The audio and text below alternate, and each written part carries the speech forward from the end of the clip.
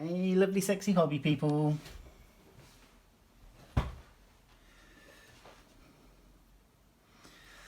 Right, so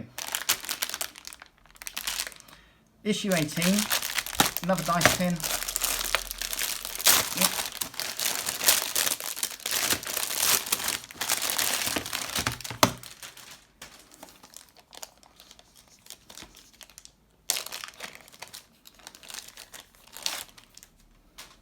Let's pop that to the side.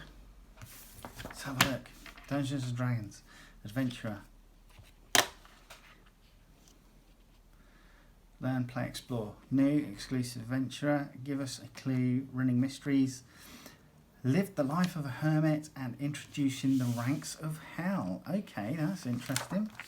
Role-playing villains. D&D adventurers are packed. D&D adventures are packed full of peril, usually caused by one or more villains.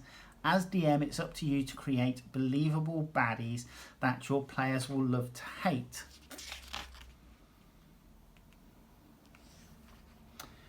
Villains are the cornerstone of a pulpy action-adventure story. They can be one-off foe that's defeated at the end of single combat, the boss of a whole adventure, or an arch-nemesis that plagues a party for a whole campaign. Right, there you go, master plan. So, the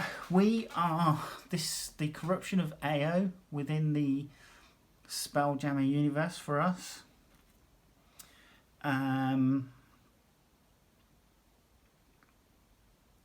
So yeah, we are obviously working towards trying to sort that out, and we do come across a lot of villains which are corrupted under this corruption. They've all had one thing in common, which is that they've had this purple crystal either close to them or embedded in them. So when we attacked a squid, there was a crystal inside that. We've been attacked by a giant crab. There was a crystal embedded in that, and so on. So yeah, that's kind of the running theme throughout this adventure that we're on. Running mysteries. Mystery encounters give DMs a chance to play detective, but they need to seed clues effectively if players are to have any chance of solving the crime. Okay, persons of interest, crime, clues. Druid features, part 2, 2nd level. As druids progress, they draw upon their connection to the animal kingdom to transform themselves into beasts. Oh, that would be handy. That would be very handy. Having somebody that could turn themselves into an owlbear when we need it would be spot on. Druid features, 2nd level, part 3. Druids can use their wild shape feature to turn into beasts they have encountered, giving them advantage in certain situations. So, stat blocks for a badger, a cat, riding horse, spider, wolf and weasel. Why would you want to be a spider? Tiny beast, spider, unaligned. Oh.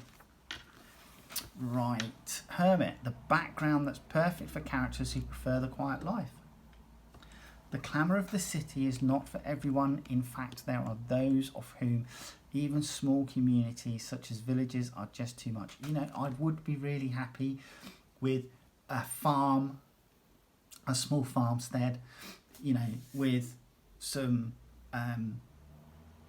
pasture and some stables out in the middle of nowhere, you know, with lots of riding all around and nobody for miles, and that would suit me down to the ground.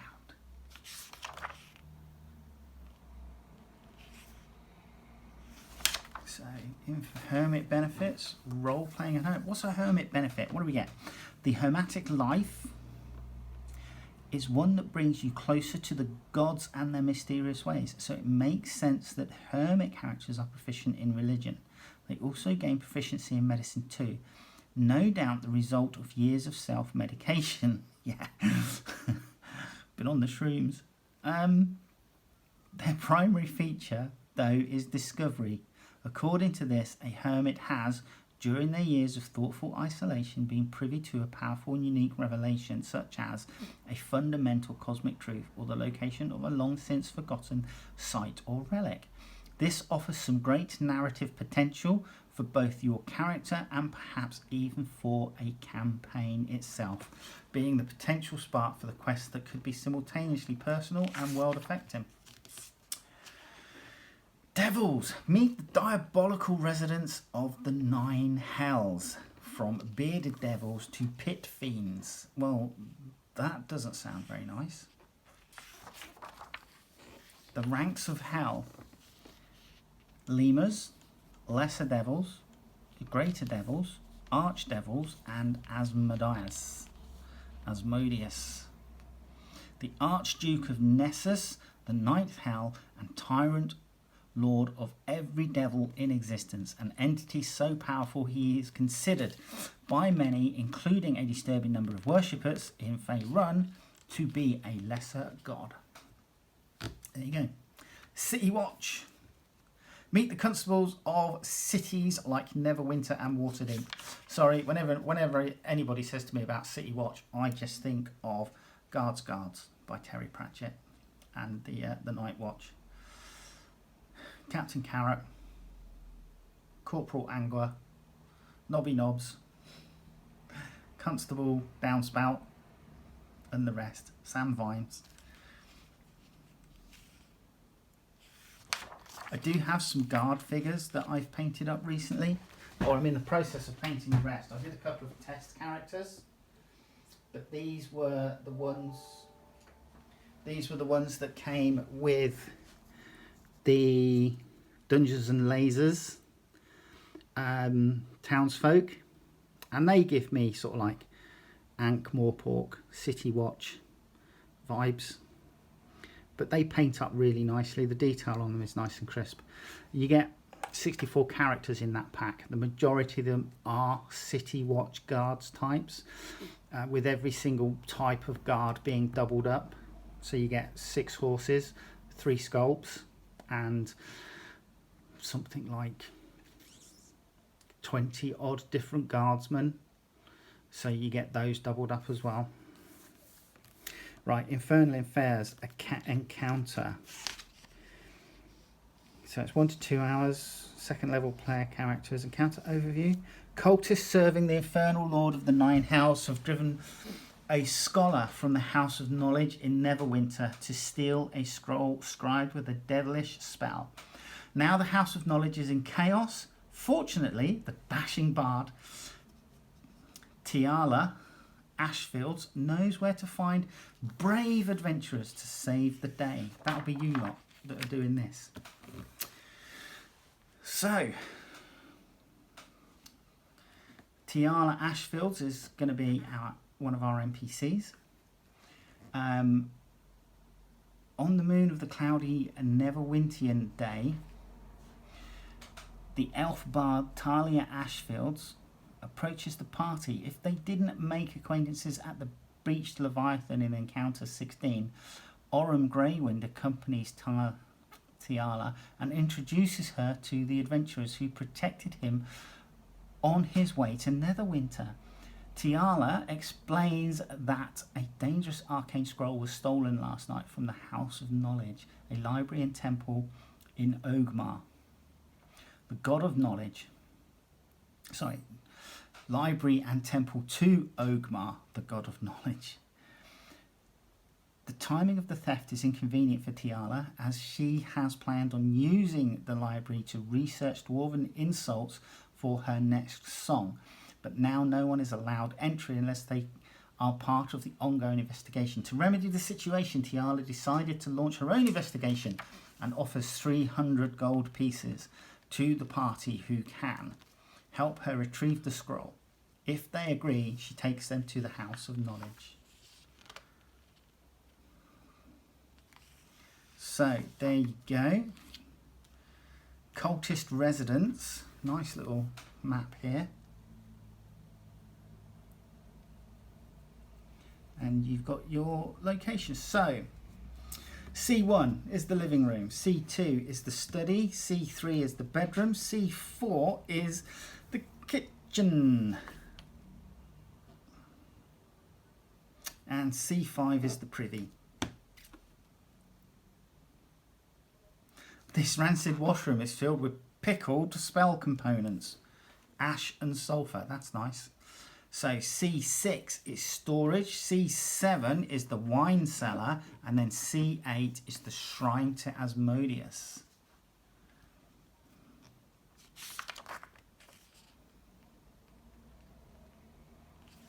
So spell scroll of infernal calling and infernal calling, 5th level conjuration. So the bard, spell stat blocks for the bard, scroll of protection, and then infernal fanatic, and an imp. Oh, we're getting an imp. Oh, it looks like she's got scorpion's tail. Ooh, don't like the look of that. Right.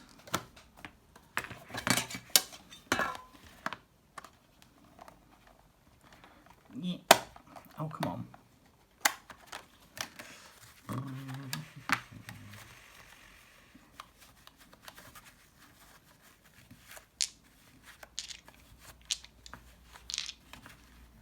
So these match our red. These match our red dice that we had previously. With this pattern on it, and again these have the ampersand, so you can see the ampersand is the highest number, so that would be 6 on that one. But yeah, so the rest of them match, and this is what they look like. So it's the same pattern as the red, just painted blue. So let's have a look.